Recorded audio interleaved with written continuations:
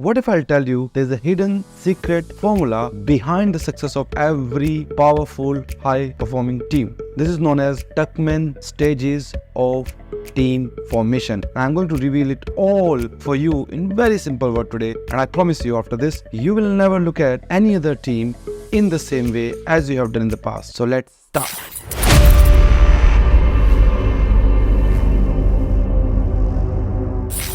Hi, this is Gaurav and you are watching The Gaurav Show, and today we are talking about Tuckman stages of team formation. So Bruce Tuckman in 1965 explained everything about how people come together in a team and how they perform and how they behave and react with each other. He has explained in so simple way that it looks like looking at the team through an X-ray machine. Once you know this secret, you will never look at your team in the same way, and I promise you that you will become a superstar team player, and your team, if you can pass on the knowledge to them, can literally become a high-performing team.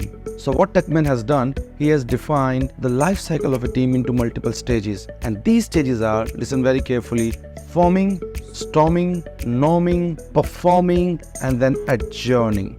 Without further ado, let's straight away jump into the first one, forming. This is like your first day at a new job. And when you are the first day at a new job, what do? You try to stay polite, calm, try to know who is who. Lots of shake hands, lots of introductions, people trying to know each other, trying to create that first impression. Nobody want to do anything crazy at this time because everybody is worried about what will happen if the other person would judge me in a certain way. So my first impression has to be the best one. So very carefully playing everyone at this stage. Forming stage. This is the time when nobody want to take a risk because everybody just want to share about their background in a way that other person would like them, become their ally, become friend with them. This is a very all positive looking, nice, lots of smile kind of stage. Here's a fun fact about it. Team member need lot of support here at this stage from their team leader. Why? It's just like being at the school in the first day. Your teacher has to tell you a lot about the contextual awareness and understanding, and that's what people need in the team as well. A lot of support from the leader. So if you are a leader, make sure you provide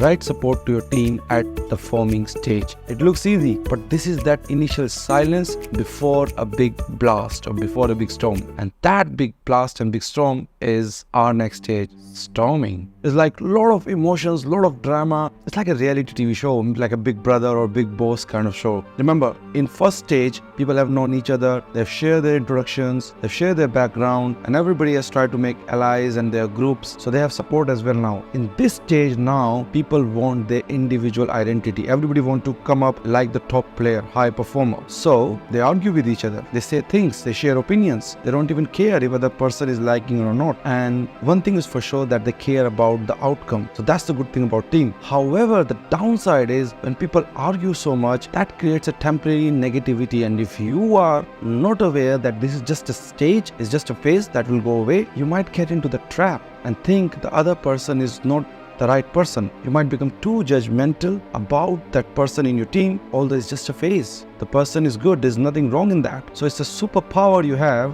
when you know that storming is just a phase and it will pass on. You will get into the next phase, which is much cooler than this one. Remember, even Avengers have their own disagreements before they went out and saved the world. So I'm sure if you are going through the storming phase right now in your team, it will pass on very quickly. Hopefully, it depends on your team. So yeah, there can be a lot of drama in your team, less drama, more drama, depending upon how big, small your team is, how vocal, how opinionated people are. But the storming phase has to be there. Without this, no high performing team can be established. And you will be entering after that into the next stage of team formation, which is norming. Alright, so once the storms settle, teams enter into this stage which is called norming stage. This is a time where people get a bit relaxed. They know each other's strength, they know each other's weaknesses, they understand that their self-identity, their place in the team is not a danger. They can have a conflict with other person but still can be part of the team and perform. So the focus shifts slightly from the self-identity, from the personal insecurities to the collective outcome of the team which team want to achieve. achieve. So that's the shift that happens. So this is the time where team members start learning that how can they maintain their self-identity while still sharing with others and caring for others. How can they share the sandbox without stealing the toy? So that's what happens in this stage, and that's where the result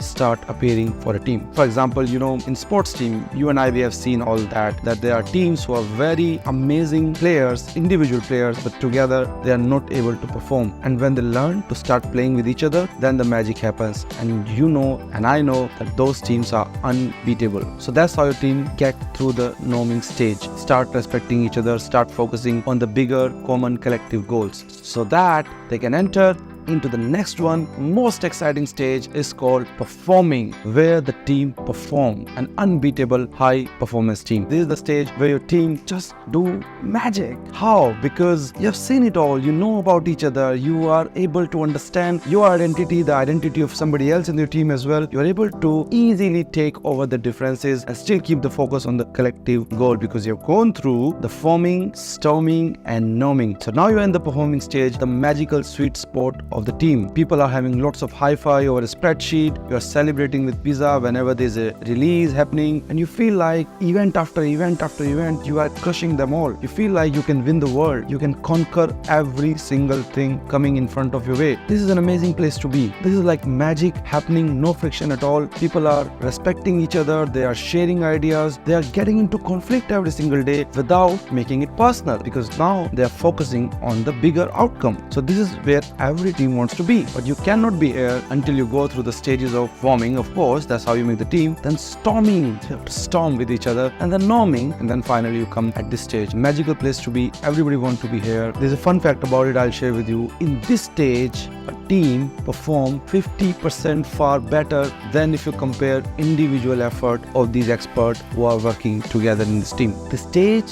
doesn't last for too long, I'm sorry, and even if your team is a same team, sometimes you go back to the storming and norming again, depending upon new project, some changes in the ways of working on anything. So yes, performing is what you want all the time, but you have to come out of it as well and then go back again. The good thing is, because you understand this, you doesn't get attached with each stage, and you have this bigger picture clear in your mind, and that's give you a superpower to be able to handle each stage as it comes to you while keeping your focus on the bigger team goal. Remember, alone nobody can do much. It has to be a team. Even if you have seen top individual contributor, performer in your life, wherever they are, there must be a team working behind them. No one in the world can be ignorant of these stages if they want to have a high performing team. Alright, enough about this. Now let's talk about the last stage, inevitable. Doesn't matter how much we love the performing stage, we have to come to this stage anyway, and that is adjourning. Team is getting dismantled, project is over, delivery is done, a new task, new challenge is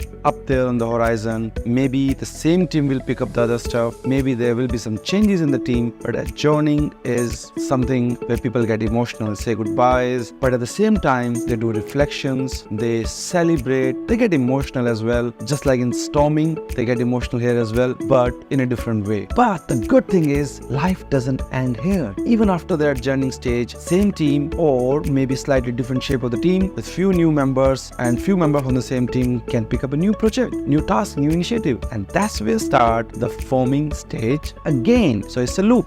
Alright, so those were the 5 stages from Tuckman for high performing team. These are the secret weapons for your teams to become super successful, and for you as well, it's a secret hidden power to be a great team player. Please subscribe, like the video, share it. That gives me a lot of motivation to switch on the camera, look straight into your eyes and talk about some cool stuff. Or if you have any particular concept or anything which doesn't make sense to you, which you have gone through in past, please put that in comment. I'll promise you to read that, understand myself, even if I don't know that, and make a nice cool video about it. And I'll see you in the next one very soon. Bye.